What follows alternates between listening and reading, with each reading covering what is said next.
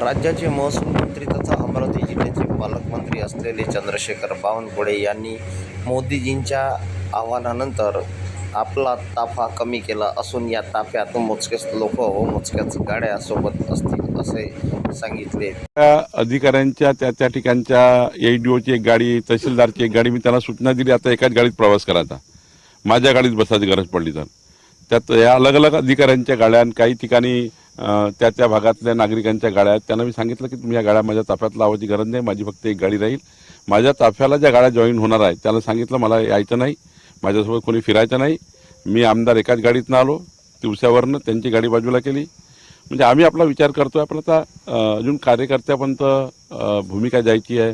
प्रांताला मी सांगितलं आहे, तहसीलदार सांगितलं की दोघांनी एकाच गाडीत प्रवास करायचा, प्रांताने वेगळी गाडी, तहसीलदारने वेगळी गाडी, डेप्युटी एसएलआरची वेगळी गाडी, तलाठ्याची वेगळी गाडी, आरआयची वेगळी गाडी, ह्या नसता तहसील कार्यालयातून एका गाडीत सर्वांनी निघायचं।